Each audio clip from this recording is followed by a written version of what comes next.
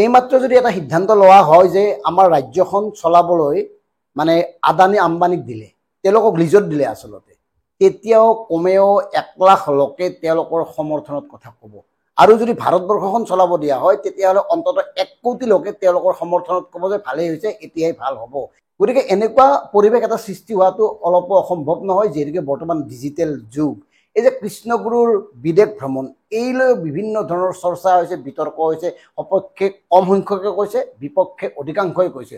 আমাৰো কেইটামান কথা ক'বলগীয়া আছে কৃষ্ণগুৰুৰ সম্পৰ্কত, কেইটামান ভাল কথা আৰু কিছু বেয়া কথা। গতিকে ভাবিছোঁ প্ৰথমতে ভালখিনি কওঁ নে বেয়াখিনি কওঁ। মানে কি হ'ল, ভাল লগা কথা এয়াই যে অসমতো এনেকুৱা গুৰু জন্মিছে যে যিজন গুৰুই চিনেমাৰ ষ্টাইলত চলে। আগতে আমি ভাৰতবৰ্ষৰ বিভিন্ন ৰাজ্যত দেখিছিলোঁ, আপোনালোকৰ নিশ্চয় মনত আছে, এনেকুৱা গুৰুও আছে যে তেওঁৰ আশ্ৰমৰ ভিতৰত মানে সহস্ৰাধিক ছোৱালী ৰাখে, যাৰ লগত যৌন সম্পৰ্ক কৰে, পেৰলত মাজে মাজে আহে, যিয়ে মানে আপোনাৰ ৰাজ্যখনৰ নিৰ্বাচনটো কণ্ট্ৰল কৰিব পাৰে, তেওঁক মাজে সময়ে চৰকাৰে পেৰলত মুক্তি দিয়ে। এনেকুৱা ধৰ্মগুৰুও আছে যিসকলৰ সন্মুখত দেশৰ চেলিব্ৰিটিসকলে উবুৰি খাই পৰে, প্ৰধানমন্ত্ৰীয়ে উবুৰি খাই পৰে, কাষত বহি থাকে, যি লাগে তাকে দিয়ে। বিভিন্ন বিলাসী কাৰবাৰৰ মাজত থকা ভাৰতবৰ্ষৰ অনেক ধৰ্মগুৰু থকা সময়ত অসমতো এনেকুৱা এগৰাকী ধৰ্মগুৰু ওলোৱাটো এজন অসমীয়া হিচাপে গৌৰৱ অনুভৱ কৰিছোঁ। আৰু মন কৰক, অসম বা ভাৰতবৰ্ষৰ বিভিন্ন ধৰ্মীয় অনুষ্ঠানবোৰ জীয়াই ৰখা মানুহবিলাকে হ'ল 2 নম্বৰী, একদম অপ্ৰিয় সত্য। সাধাৰণ মানুহখিনি যিসকলে ঈশ্বৰক বিচাৰি যায়, তেওঁলোকে ঈশ্বৰক বৰ বিশেষ একো দিব নোৱাৰে। কেনেকৈ দিব? কাৰণ তেওঁলোকে নিজৰে চলিবলৈ টান। গতিকে যিসকলে বিভিন্ন উপায়েৰে 2 নম্বৰী কৰি হওক বা কাৰোবাক ঠগাই হওক, প্ৰবঞ্চনা কৰাই হওক, লাখে লাখে টকা ইনকাম কৰে, তেওঁলোকে দান দিয়ে, কিজানি পুণ্যই কৰে ভগৱানে। ভগৱানৰ পৰা বাচিবলৈ তেওঁলোকে আচলতে ভগৱানক মেনেজ কৰিবলৈ যায়। গতিকে এনেকৈ আপোনাৰ বিভিন্ন ধৰ্মীয় অনুষ্ঠানবোৰ বাচি আছে, বাচি থাকে। আৰু এই যে কৃষ্ণগুৰু, এই আশ্ৰমখনে হওক বা এই আধ্যাত্মিক যিটো তেওঁলোকৰ জাগৰণ, সেই জাগৰণ সৃষ্টিৰ মূলতে অসমৰ একাধিক পুৰোধা ব্যক্তি আছে। তাৰ ভিতৰত প্ৰয়াত ধীৰেশ্বৰ ডেকা, প্ৰয়াত অচ্যুত ডেকা বা প্ৰয়াত DP নেওগ ডাঙৰীয়াৰ নামো ল'ব পাৰি। কাৰণ তেনে অসংখ্য লোকে এই কৃষ্ণগুৰুক আৰম্ভণিতে প্ৰতিষ্ঠা কৰাৰ মূল মানুহ আছিল। আৰু এই যে আমাৰ গুৰু প্ৰেমানন্দ, এখেতে আচলতে উত্তৰাধিকাৰী সূত্ৰ হিচাপে এই গোটেই ভক্তখিনি পাইছে। আচলতে মূল যিজন মানুহ আছিল অৰুণ গোস্বামী, যিজনে অশেষ ত্যাগ শ্ৰম আধ্যাত্মিক চেতনাত বিলীন কৰি আধ্যাত্মিকভাৱে অসমৰ লাখ লাখ জনতাক একত্ৰিত কৰিছিল। অসমত প্ৰায় 118খন শাখা আছে কৃষ্ণগুৰুৰ, লাখ লাখ ভক্ত আছে, বিদেশতো ভক্ত আছে। গতিকে এইসকলক যে আধ্যাত্মিক চিন্তা চেতনাৰে ঐক্যবদ্ধ কৰিছিল, তাৰ মূলতে আছিল অৰুণ গোস্বামী ডাঙৰীয়া। গতিকে তেখেতৰ মৃত্যুৰ পিছত উত্তৰাধিকাৰী সূত্ৰে প্ৰভু প্ৰেমানন্দই দায়িত্বটো লৈছে। গতিকে তেওঁৰ যোগ্যতা দক্ষতা সম্পৰ্কতো প্ৰশ্ন উঠিব পাৰে, বা তেওঁ তাৰে কাৰণে উপযুক্ত হয় নে নহয়।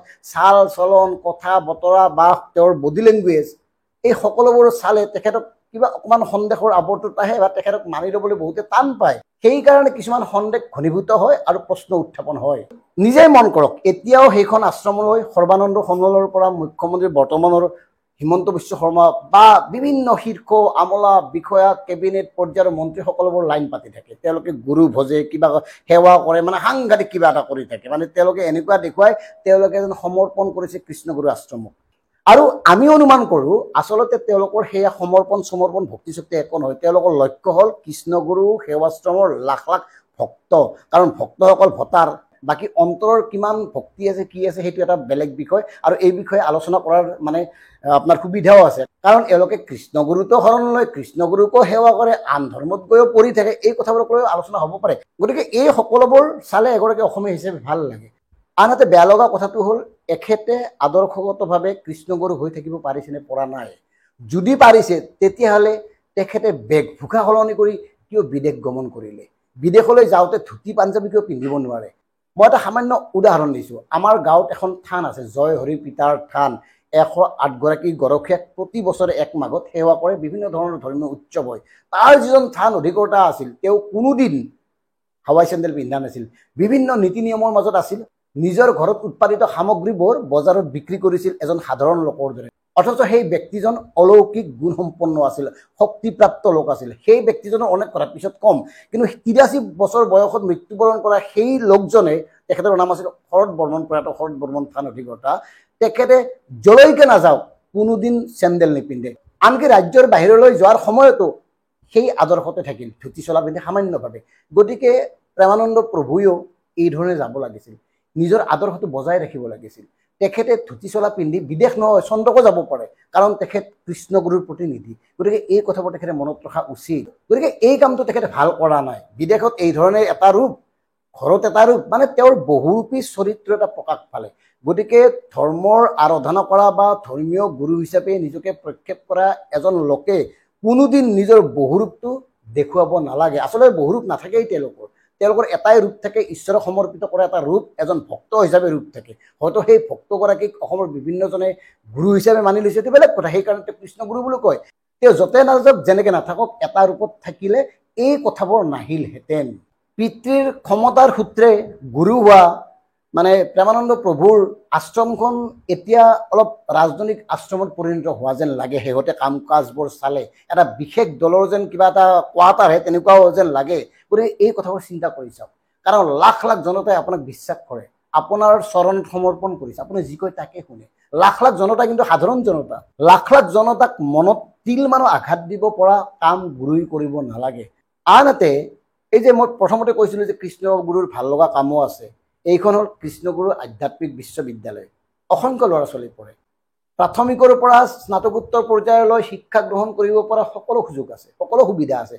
অন্ততঃ বৃহত্তৰ অঞ্চলটোৰ লোকসকলক শৈক্ষিক ক্ষেত্ৰ এখন প্ৰদান কৰিছে। গতিকে এনেকুৱা ধৰণৰ আধ্যাত্মিক বিশ্ববিদ্যালয় প্ৰতিষ্ঠা কৰি কৃষ্ণগুৰুই ইতিমধ্যে অসমৰ শৈক্ষিক ক্ষেত্ৰখনত এটা নৱজাগৰণ আনিছে, সেইটো কিন্তু অস্বীকাৰ কৰিব নোৱাৰে। গতিকে আশা কৰিম অন্ততঃ কোনেও একো ক'ব নোৱাৰাকৈ, আঙুলি উঠাব নোৱাৰাকৈ অনাগত সময়ত কাম কাজবোৰ কৰি যাব, কাৰণ আপুনি যেনেকৈ লাখ লাখ লোকক প্ৰতিনিধিত্ব কৰে। ধন্যবাদ।